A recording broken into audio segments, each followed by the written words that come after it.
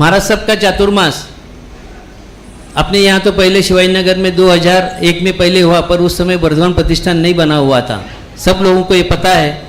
पर कुछ लोग जो नए हैं उनके लिए मैं एक सूचना देना चाहता हूँ। उस समय चित्रकूट में महाराज साहब का स्वास्थ्य आराम के हेतु क्योंकि उनको तकलीफ हुई थी, एक फैक्ट्री के अंदर स्फोट होने के बाद काफ़ी फ्रैक्चर्स वगैरह साधु संतों को आए थे और विश्राम के लिए उनको संचित हॉस्पिटल के नज़दीक उनको जगह चाहिए थी। उस समय शिवाजीनगर में हमारे चित्रकूट में सौरभ जी बोरा जो यहाँ आज उपस्थित है, उनके 2 फ्लैट में महाराज साहब ने विश्राम के लिए उनको पूछा, ताबड़तोब उन्होंने फ्लैट खाली कर दिए और महाराज साहब का चातुर्मास वही विश्राम के लिए 2001 में वहाँ 2001 में सही है। तो मधुसूदन जी महाराज साहब नीचे पार्किंग में व्याख्यान लेते थे। उस समय शिवाजीनगर संघ के काफ़ी लोग वहाँ जुड़ गए और संघ की स्थापना हुई। उस समय अगर सौरभ जी बोरा ये सहयोग कर नहीं सकते थे, करते नहीं तो यहाँ ये वर्धमान प्रतिष्ठान नहीं बनता था। तो उनको मैं उसी के लिए बहुत बहुत धन्यवाद देता हूँ। और सौरभ जी बोरा हमारे आज तिरुपति जो ट्रस्ट है, जो नेशनल अपने वर्ल्ड के अंदर 1 नंबर श्रीमंत का ट्रस्ट है, तिरुपति मंदिर का ट्रस्ट। ऐसे मंदिर के ट्रस्ट के ऊपर पहले भी उनके डायरेक्टर करके, उनके ट्रस्टी करके उनकी नियुक्ति हुई थी और इस साल भी उनकी वापस पुनर्नियुक्ति हुई है।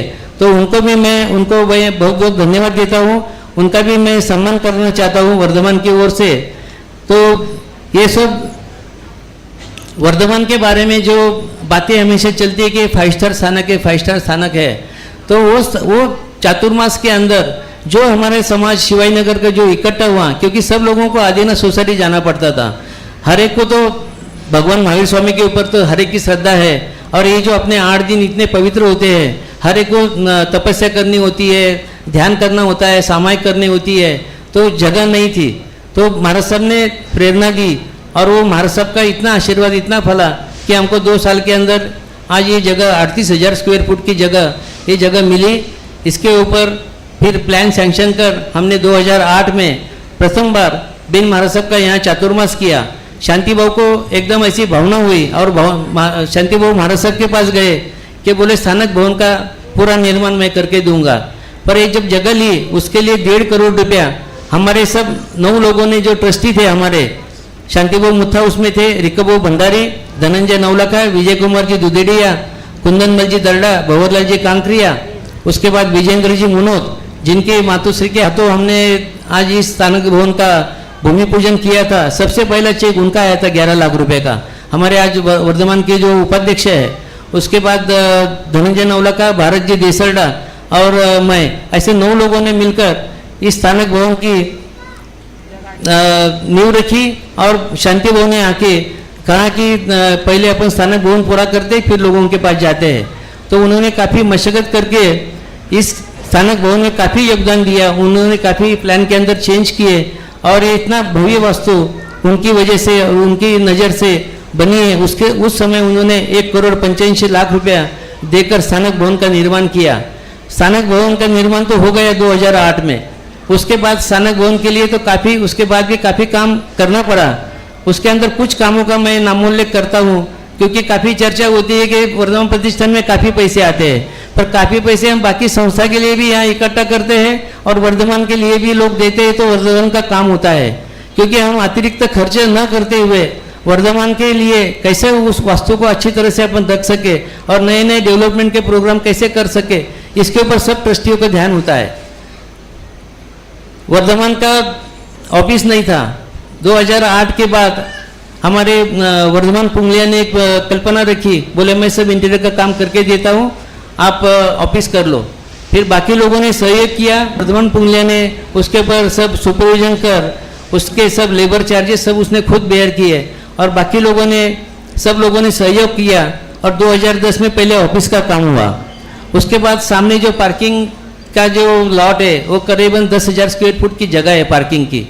तो उसका कंपाउंड वॉल ये पेड़ की वजह से सब दीवारें को क्रैक गया था, तो उसको निकालकर उसका पूरा दगड़ी बांधकाम उसका किया हुआ है। पत्थर से वो जो सब पत्थर का बांधकाम किया, अभी उसकी वजह से एकदम कंपाउंड वॉल सेफ हुई। उस समय उसको 5 लाख रुपए लगे थे। फिर किचन की जो पीछे जो भोजनशाला की शेड है वो नहीं थी उस समय। ज्ञान मुनि आचार्य ज्ञान मुनि जी का चातुर्मास किया और उनको मैंने कहा कि महाराज साहब तुम लोगों का आह्वान करो, या भोजनशाला के लिए हम हर साल ये मंडप के लिए काफ़ी खर्चा होता है तो उसके लिए कुछ लोगों को आह्वान करो। आप सब लोगों ने जो हमको सहयोग किया उसकी वजह से 4000 फुट का हमारे अजय भंडारी जो हमारे ट्रस्टी है उन्होंने अच्छा दिमाग लगाकर अच्छा डिज़ाइन कर जो पीछे जो शेड बनाई है नटबोल्ट फिटिंग के ऊपर वो 4000 स्क्वायर फुट की पब पैनल के अंदर उन्होंने अच्छी तरह से शेड बनाकर आज दी है। उसको लगभग 12 साल हो गए, आज तक वो सही जगह पे और अच्छी तरह से मेंटेन है। उसी तरह जब साधु संत आते हैं स्थानक में तो सतिया को रुकने की व्यवस्था नहीं होती है, तो 2-3 समय ऐसा हुआ कि लोगों को किसी के घर उतरना पड़ा, तो बोले वर्धमान के बाजू में किसी अपनी जगह की अगर व्यवस्था हो तो बहुत अच्छा रहेगा। तो यही पीछे अपने वर्धमान महेश कुंज करके बिल्डिंग है, वहाँ वर्धमान प्रतिष्ठान के नाम के ऊपर 1,000 स्क्वायर फुट के 3 फ्लैट लिए और उनका अच्छी तरह से उनका नया रिनोवेशन किया और अच्छी तरह से नए डिज़ाइन से वो फ्लैट 3000 स्क्वायर फुट के करीबन 3 करोड़ में वो फ्लैट हुए। उसके बाद उसके ऊपर फर्नीचर और जो डेवलपमेंट का इंटीरियर का खर्चा हुआ वो लगभग 50 लाख का हुआ। किचन के अंदर जो टेबल्स है, उसके बाद टेबल कुर्सी है, क्रॉकरी है, खाने पीने का जो कि जब मटेरियल यूटेंसिल लगते हैं हर साल उसके अंदर बढ़ोतरी करते करते आज करीबन 8 लाख का वहाँ भी खर्चा हुआ है।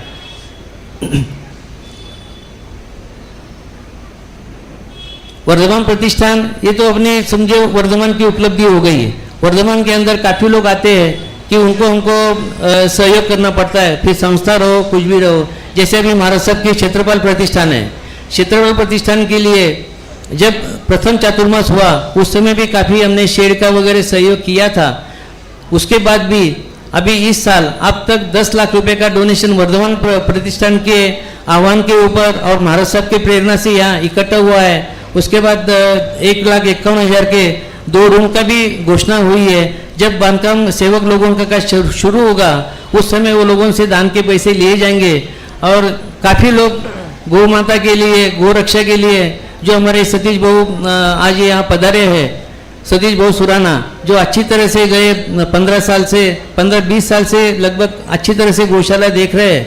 जो गाय कसे खाने में जाती है ऐसी करीबन 450-500 गाय का वहाँ वो संभालते हैं और अच्छी तरह से आज तक सब गायों का महाराज साहब का मेन उद्देश्य वही है कि गाय बचाओ तो सब लोग बचेंगे, धरती बचेंगे।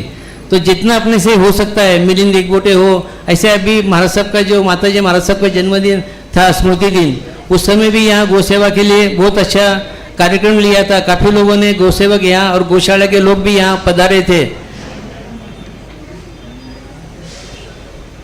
उसके बाद जो पद्मश्री मिली ऐसे स्मिता कोले और रविंद्र कोले डॉक्टर जो मेला घाट के अंदर जो खुद MS और MD है, ऐसे लोग मेला घाट के अंदर जिधर चलने गाड़ी जाती नहीं ऐसे जगह 5-5, 10-10 किलोमीटर चलते हुए वो लोग आज भी काम कर रहे हैं। तो उनका भारत सरकार ने तो पद्मश्री देकर सम्मान किया।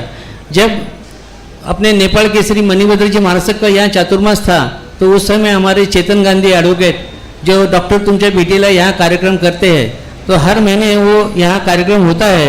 तो उसके अंतर्गत डॉक्टर कोले को यहाँ आमंत्रित किया था, उनका भी सम्मान हमने यहाँ किया था।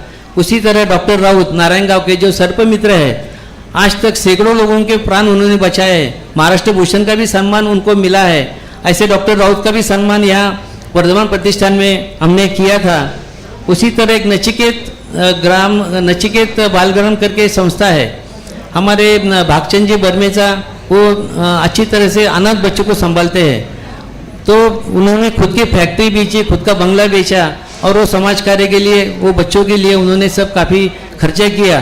तो लोगों को सहयोग के लिए वो हमारे भंवरलाल जी कांकरे उनको लेके आए, बोले इस समय उनका स्टाफ का पेमेंट देने के लिए भी नहीं है तो उनको अपन क्या मदद कर सकते हैं, तो कम से कम 50,000 लाख रुपए की तो मदद होनी चाहिए।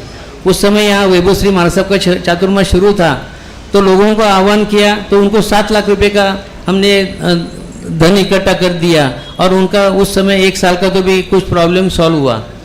उसी तरह रतन मुनि, सुरेश मुनि जी और हमारे प्रवर्तक श्री रमेश मुनि जी, इनका चातुर्मास लिया था।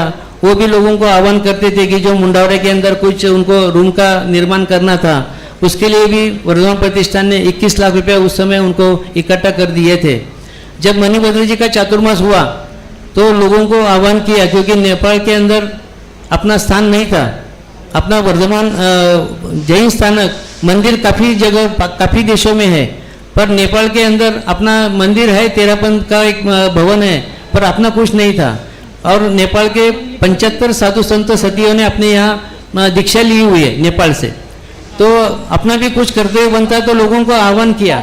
आह्वान करते ही हमारे सब शिवाजी नगर के साथियों ने एक 15 मिनट के अंदर 70 लाख रुपए का दान इकट्ठा हुआ।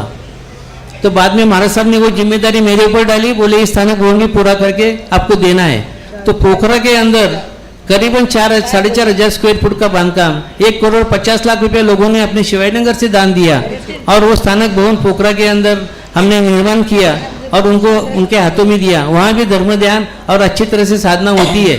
हमारे संघ के सभी भाई बहन वहाँ गए थे फ्लाइट से, और अच्छी तरह से उसका उद्घाटन, और आशीष मुनि महाराज साहब, मणिभद्र जी महाराज साहब का वहाँ चातुर्मास हुआ, और बहुत अच्छी तरह से भी नेपाल के अंदर ये धर्म भावना और अपना जैन धर्म की जो एक पताका होती है, तो वहाँ स्थानक भवन और विश्राम के लिए लोगों के लिए पोखरा हिल स्टेशन भी है वहाँ से, और लोग काफ़ी लोग जाते भी है।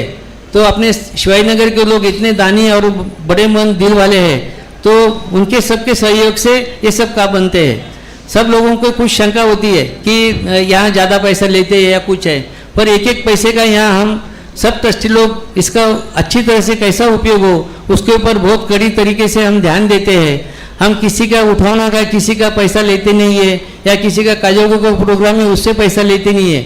अगर किसी को भोजन देना है तो भोजन के लिए जो खर्चा लगता है वो तो देना ही पड़ता है। तो कुछ लोगों के अंदर कुछ शंका होती है, अगर किसी को भी कुछ शंका है तो हमारे ट्रस्टी के पास या हमारे ऑफिस में आकर कभी भी आप पूछ सकते हो, बोल सकते हो। और आगे भी हमें, अभी ये जो शेड है, अभी इस साल पहले हम 1,50,000 में मंडप का काम करते थे। अभी इस साल एक मंडप के लिए खाली 4-5 महीने के लिए 9 लाख रुपए देने पड़े।